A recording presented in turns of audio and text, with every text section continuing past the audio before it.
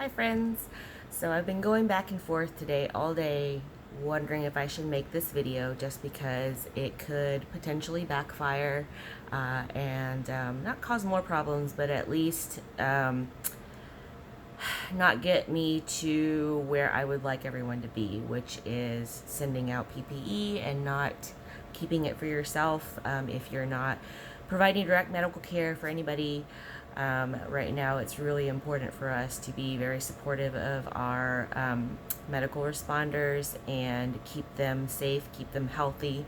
Ultimately, it's better for you if they stay healthy because then they can treat you. But the reason why I am making this video is because there does not seem to be enough information out there for people who do have these masks and who are wearing them. If you're, needing to keep yourself healthy because you've got somebody at home who's immunocompromised or older. Just walking around Chinatown today because of me needing to be at work and still providing care for emergent cases. I just saw a whole slew of improper PPE use. So what I mean by PPE is personal protective equipment. It's something that we have to deal with as dentists every single day. We are always wearing masks, we're wearing goggles, we're wearing moisture barrier lab coats and gloves. So aerosols are something that dentists are very acutely aware of, and that's why we need to practice very strict PPE guidelines. So the reason why I'm making this video is so that if you are in need of wearing a mask, or if you know of someone who needs to wear a mask, this is just things that you need to look out for whenever you are actually using them. One of the things that really bugged me was I saw people wearing masks but wearing them improperly, and if you wear them improperly, they are not useful. So I figured if people are going to be wearing them, at least we need to be putting them to good use and not improper use. So here goes. This is my instructional video on how to properly wear a mask, putting it on, taking it off, and keeping the efficacy of the mask as high as possible if you are going to wear it. The other thing that I want to talk to you about is wearing gloves. Wearing gloves is also something not a lot of people think about.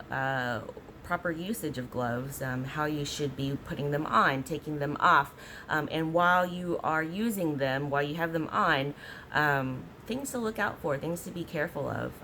They are not the end-all be-all. They do have holes in them, microscopic, you can't see them, but they do have holes in them. So it is not definitely a replacement for hand washing. It is not a replacement for hand sanitizer, which those things are proven to be effective. So I'm just going to review over a few things and hopefully you'll find some use out of them.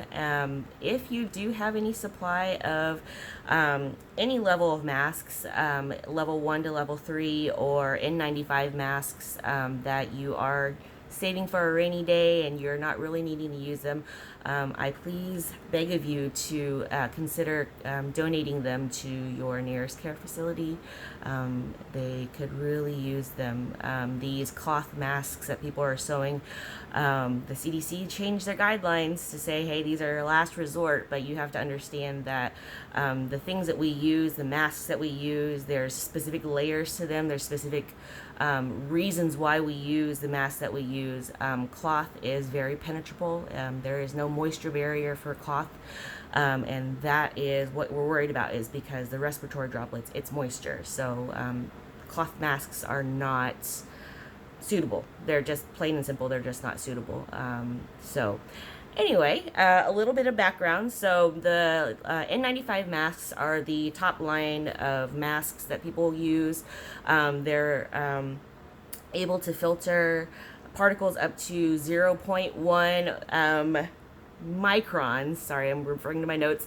And they are 99.9% effective in reducing the transmission of these particles. So the COVID-19 virus is 0.125 microns, I believe. And so, with an N95 mask being 99.9% effective, they will filter out the coronavirus, given that the masks are not contaminated, too moisturized, with the wearer's own respiratory moisture, and then the moisture from coming in from patients. So the class 3 masks, which are the ones that I use in our clinic, are 98% effective, and they also can filter out quite a bit of particles.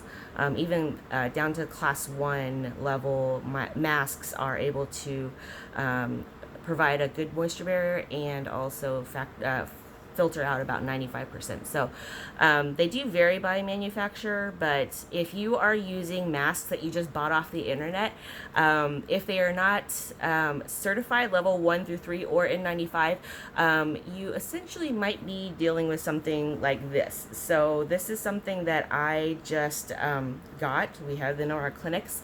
We don't use them because they are not effective. They are a bilayer mask, meaning that they lack the filter in the middle. So the outer layer is going to be your respiratory barrier. So that is tip number 1. Whenever you wear your mask, make sure that you understand which layer is the moisture barrier and which layer is the absorbing layer. So the moisture barrier needs to be facing out. I've seen so many people wearing the mask incorrectly with the moisture barrier facing in. So all you're doing is actually absorbing all of the respiratory droplets that people are doing. So it's actually worse for you. So make sure that you know which side of the mask is the moisture barrier. So in this one, it's pretty easy. There's a significant, not really significant, but you can see that there's a color difference. And the other thing is also to look at these where the ear loops are attaching to the masks. Usually the moisture, the outside of the mask, the one facing out, is going to have the loops attached. I don't know if you can see that. That's where it is. So that when you put it on, it actually will snug the mask to your face instead of the other way around, which will pull away the mask from your face. So tip number 1, always make sure you've got the moisture repellent layer on the outside. In the middle, you've got, if it's a leveled mask or a 95 mask, in the middle you're going to have a filtration. That's where that's filtering out the microns. So to put the mask on, have the moisture barrier outside, have the absorbing layer inside, and basically this is absorbing your own respiratory droplets. So whenever you put it on, just make it a general rule. Try to grab masks by the ear loops. So you're going to pull it on. Okay. Second thing is, mask does not go here. It does not go here. It does not go here. You need to make sure that you have it all the way up, covering your nose all the way up, almost to your bridge. I mean, obviously don't cover your eyes, or I guess you could if you really wanted to. But the other thing is, whenever you're putting it on, the whole point of the mask is to create a seal around your face. Now, if you put the mask on and you just have it like loose like this, you can change this so you can see it. There's quite a bit of spacing in between this wired area, which can be molded, and my nose right here. So what you want to do is when you put it on, take your index finger and snug it up right up against your face, and it should conform all the way around your nose, the bridge of your nose, and then down into this area here, and then kind of snug it right up there. The other thing that you're looking for is, the mask needs to be expanded. It cannot just sit flat on your face, otherwise it's not, again, it's not sealed. So whenever you put it on, you're going to tug this part down, cover your, underneath your chin. The other thing is the size of the mask. Don't have them poked out like this, because again, you're just not sealing anything. You're going to pull it down and just have everything very nice and snug on your face. Okay? So when you breathe in and out, if you can see, when I breathe in and out, even when I don't hold it, the mask moves. So that means that there's a pretty good seal around your face. So the other thing is, whenever you're putting the mask on and taking the mask off, always sanitize your hands or wash your hands. The whole point is to not provide so much contamination. So whenever you're taking it off, usually what I do is I will take off my gloves, I'll hand sanitize, and then I will use the ear loops, take it right around your ears, because this is where it's not as contaminated. Take it off and consider the mask part contaminated. You don't want to touch it, okay? So if you're going to throw it away, the best thing is just to take it off and toss it. If you absolutely have to touch the mask, touch the inside, touch the part that was in your face, okay, which is a little bit difficult, so I never do it. And then you're going to roll it up. The part that you never want to touch is the outside barrier, because that's where everything is. That's all where all the dirty stuff is. That you don't want to do that, and you don't want to get it on your hands if you can avoid it. So once I put mask on, my rule is this part, never touch it ever again. Just consider it dirty. So even when you're wearing the mask, this is the other thing that I see people doing, is they've got the mask on, they're going around their business, and they're just like readjusting it, redoing this. There's no point. You just keep contaminating your hands over and over again. So once you have a mask on, whoever's wearing the mask, tell them this part is the no-go zone, okay? Ever again, until you just take it off. So you're going to take it off, throw it away, or you're going to, as good as you can, fold it, wrap it. Don't touch the outside part, and then chuck it whenever you can. So that is the gist of masks. So the next thing I wanted to go over is gloves. Whenever you're wearing gloves, I see a lot of people doing this as well. They have their gloves on and they think they're invincible. That's not the case. So whenever you have your gloves on, it is, like I said, not the end all be all. Things can penetrate, and they do penetrate, and that's why even as dentists, when you take your gloves off, you're always going to sanitize, you're always going to wash your hands. So whenever you're putting gloves on, so I have a mismatched pair here, but you can kind of get the idea. So putting gloves on is pretty easy. You just sanitize your hands. You're going to put your gloves on. If you have long sleeves, put your gloves over your sleeves. Don't have them kind of hanging out like this. Otherwise, you're not getting the maximum protection that you can.